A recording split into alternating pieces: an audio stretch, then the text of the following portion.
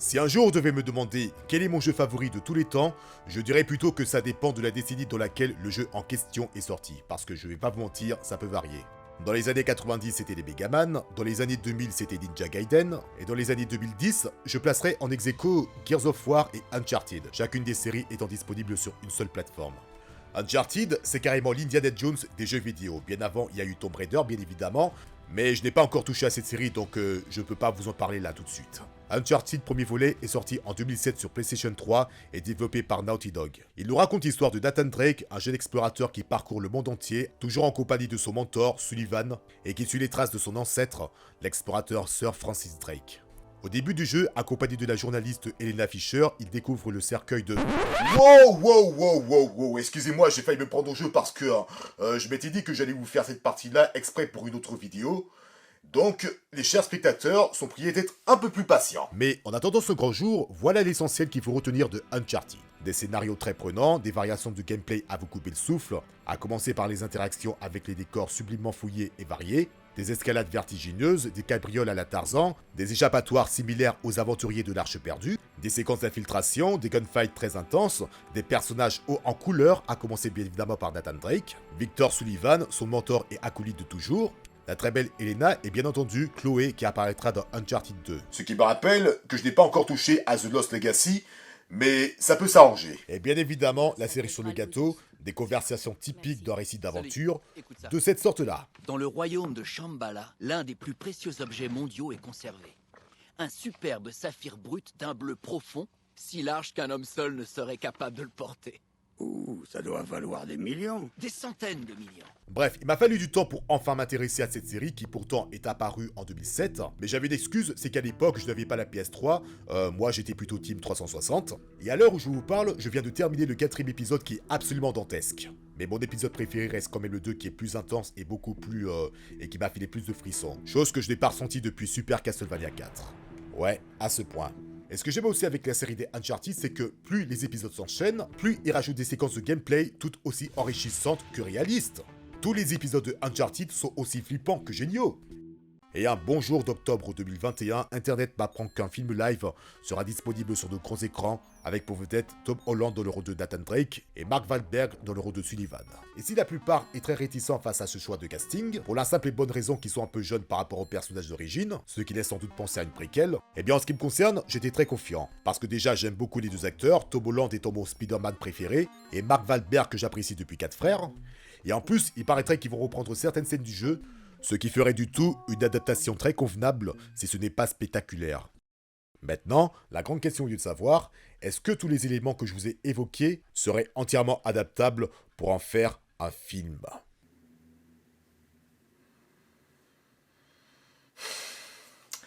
Eh bien, à vrai dire, c'est compliqué. C'est compliqué dans le sens où il faudrait retranscrire certaines scènes d'action du jeu, genre par exemple les escalades, le fait de s'agripper à un paroi, les séquences Tarzan comme je les appellerais, le fait de sauter d'un mètre, voire même 1,5 m, ce qui est à peine irréalisable, bref, toutes les choses que peut faire un Yamakasi. Et à moins que Spider-Man soit l'identité secrète de Nathan Drake, bah, dans la réalité, dans la réalité du film, si on retranscrit ça de manière réaliste, il y a certaines choses qui sont certes faisables, mais bon, dans le rendu final, ça pourrait paraître peu crédible. À moins d'avoir des ventouses aux doigts et donc avoir assez de force dans les jambes pour pouvoir sauter aussi haut, je pense pas que ce soit vraiment crédible à l'écran. Moi en tout cas, c'est ce que j'ai pensé à l'époque où j'ai appris l'existence de ce film.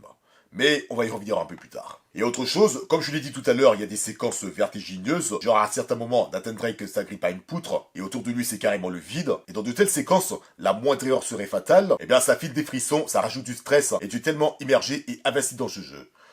Surtout manette en main. Et encore une fois, si tu retranscris ça dans un film, ce sera plus du tout la même sensation parce que déjà tu te contentes d'être spectateur, tu regardes tout simplement, surtout que tu sais déjà que Nathan Drake qui va survivre à la fin. Mais bon, convoiter ces détails, c'est comme faire un peu de la fine bouche. Donc autant que possible, on va essayer d'être le moins exigeant possible. Donc du coup, Uncharted de Ruben Fleischer, soit le réalisateur de Zombieland, et de ça, est-ce que ce film est une bonne adaptation?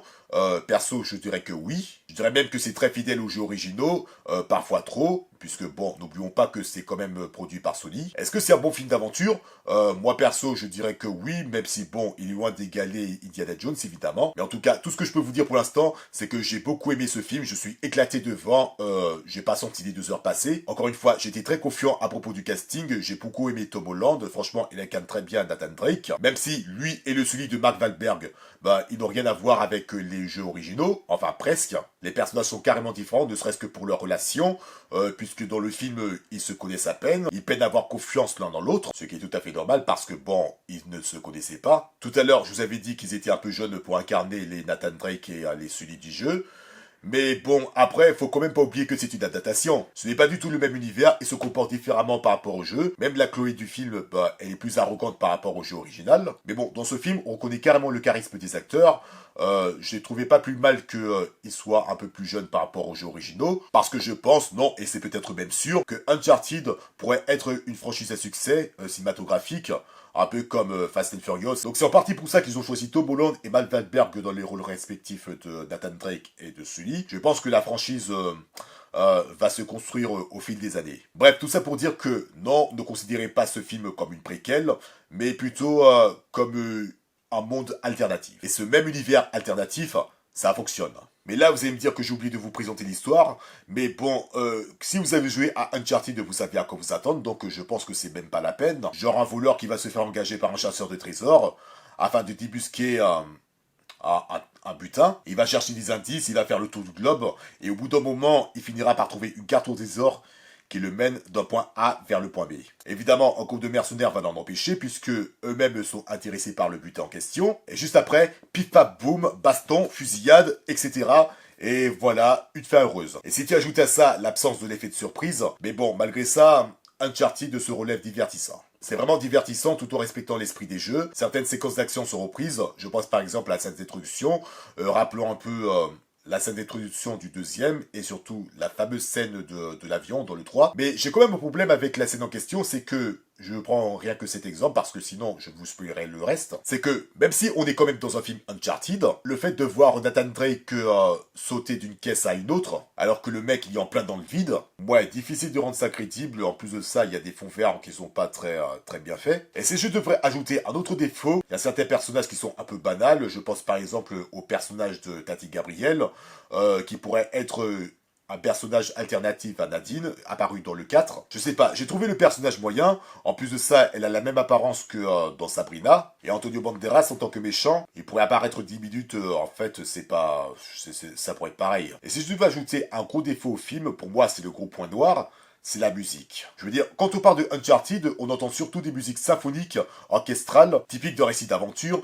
Et là, dans ce film, la musique est très générique, ça fait un peu trop film d'espionnage, ce qui est parfois le cas, mais bon, je trouve quand même que ça colle pas. Et voilà, même si on retrouve le thème principal du jeu original, mais à côté de ça, la musique, de manière générale, franchement, ça n'a rien de transcendant. Et évidemment, comme toute adaptation cinématographique dans le jeu vidéo, il y a évidemment des clins d'œil. Il y a certaines répliques similaires au jeu. Je pense par exemple à un moment où Nathan Drake devrait pousser un objet pour se franchir un chemin. Il demande à Sully ou un autre équipier viens m'aider. Ils vont repousser l'obstacle ensemble. Et bien sûr, les plans sont presque les mêmes que dans les jeux. Il y a également des tentatives de proposer des plans que je qualifierais plutôt sympathiques. C'est pas aussi technique que dans le jeu, mais bon, je pense que ça fait l'affaire. Tu as également des énigmes qui sont très bien pensées. Il y en a certains, c'est du déjà vu, mais il y en a un en particulier que perso, je vous dirai la partie spoil, mais bon, j'ai trouvé ça plutôt ingénieux. Et voilà, je pense que j'ai tout ce que j'ai à dire pour l'instant de ce film. Donc, comme je l'ai dit, c'est plutôt une bonne surprise, perso. Je me suis vraiment éclaté devant ce film. Pas une seule fois je me suis endormi. Pas une seule fois j'ai regardé mon portable pour garder l'heure. Je dirais même que c'est une adaptation très fidèle, parfois trop, pour toutes les raisons que je vous avais évoquées précédemment. Et malgré des fonds verts, certaines scènes d'action trop un peu crédibles, et musique un peu trop générique, eh ben je trouve que ce film, sans être extraordinaire, ni suffisamment spectaculaire pour que l'effet waouh puisse se faire, eh bien j'ai trouvé ce film très divertissant dans l'ensemble. Et voilà, sur ce, attention partie spoiler, C'est parti. Pour revenir sur Nathan Drake et Sully, j'ai beaucoup aimé leur relation dans ce film. J'ai trouvé que c'est plutôt rafraîchissant par rapport à ce qui s'est passé dans les jeux. Déjà, ne serait-ce que pour leur rencontre, puisque dans le film, ils se rencontrent dans un bar, alors que dans le 3, Nathan Drake avait, je sais pas, 12 ans ou 14 ans, je sais plus, quand il a rencontré Sully, et je crois que c'était dans un pays d'Amérique du Sud, je sais plus. Mais bref, j'ai beaucoup aimé cette relation. Ils ont du mal à faire confiance l'un en l'autre, même si au final ces deux-là vont finir par devenir le totem que l'on connaît. Ils n'arrêtaient pas de se prendre la tête, c'est arrivé même plusieurs fois. Mais par contre, un truc que je comprends pas, c'est qu'il y aura un moment où Nathan et Chloé vont atterrir sur une île. Nathan ayant trouvé des indices pour l'emplacement exact du trésor. Et une fois qu'il l'a retrouvé, Sully, comme par hasard, il est arrivé au même endroit que Nathan. Est-ce qu'il a laissé Nathan se démerder parce qu'il savait déjà comment trouver le trésor? Ouais, ça par contre, j'ai du mal à comprendre. Il y a un truc qui m'a énervé avec Sully, même si j'aimais ce personnage dans ce film. Dans la scène post-générique, ils lui ont collé une moustache.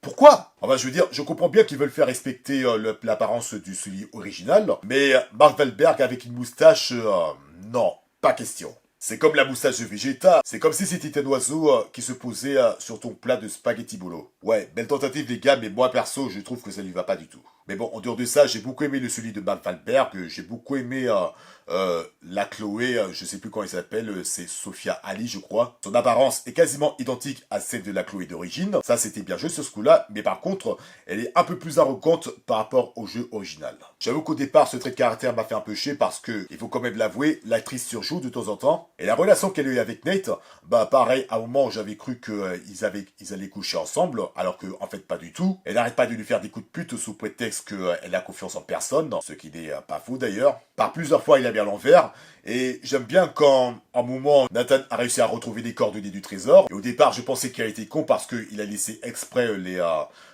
ses coordonnées en évidence. Et juste après, pendant que Nate dormait, Chloé en a profité pour récupérer le trésor toute seule, alors qu'en vérité, c'est Nate qui l'a foutu à l'envers. Ça vraiment c'était marrant, et en plus c'est elle-même qui le dit, hein, Nate est beaucoup trop gentil, et ça le mec il en a fait des frais. Non, pendant un moment j'ai cru qu'il était encore con, mais bon, au final il était plutôt malin ce coup-là. Après je vous l'ai peut-être pas dit, mais je trouve qu'il y a certains personnages qui sont un peu trop expédiés.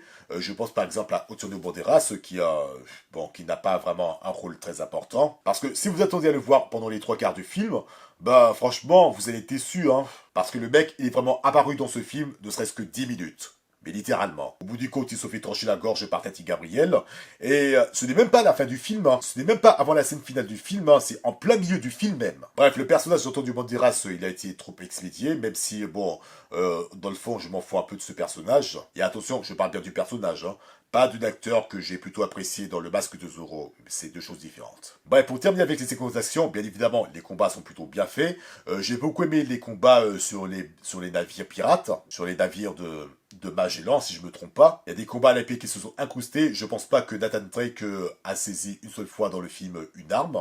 Enfin, une arme à feu, précisément. Mais bref, j'ai beaucoup aimé certaines cascades. Je pense par exemple à la scène où à un moment, il se balance sur une corde pour revenir donner un coup de pied latéral à ses ennemis. Je sais plus comment ça s'appelle cette technique. Des moments où il s'accroche aux parois du navire. Il y a également la scène des caisses, même si, bon, encore une fois, celle-là, c'est pas vraiment crédible. Bref, j'ai réussi à apprécier les scènes d'action concernant Nathan Drake, concernant même Sully, et même la course-poursuite entre Nathan et Chloé, c'était vraiment appréciable à voir. Des énigmes plutôt ingénieuses, je pense par exemple aux croix. Au départ, elles ont servi de clé pour ouvrir des portes, et au final, ça a fini par devenir une boussole. Le cameo de Nolan North, soit le Nathan Drake original. D'ailleurs, pendant que j'y pense, j'ai pas encore vu la VF de ce film, mais je suis vraiment curieux d'entendre la voix de Nathan Drake du jeu interpréter la voix de Sully du film. Puisque Brunet Choel, avant d'être Nathan Drake, il a été le doubleur de... non, il est toujours d'ailleurs la voix française de Mark Wahlberg. Rien que pour ça, je pense que je ferai une deuxième fois le film, parce que bon, déjà, la VF des jeux originaux, je trouvais ça extraordinaire, surtout que les dialogues dans ces jeux sont de très bonne qualité, et voilà, ne serait-ce que par curiosité, j'ai envie de voir ce film en VF. Bref, voilà tout ce que j'ai à dire au sujet de Uncharted, donc j'espère que ça vous a plu. Si jamais c'est votre cas, abonnez-vous, likez, partagez, dites-moi ce que vous en pensez dans les commentaires. Faudrait que j'arrête de te faire bouger le doigt pour dire ça. Et en plus de ça, ça me fout une crampe. On n'oublie évidemment pas de me suivre sur Instagram. Et en attendant la prochaine vidéo, portez-vous bien. Ciao.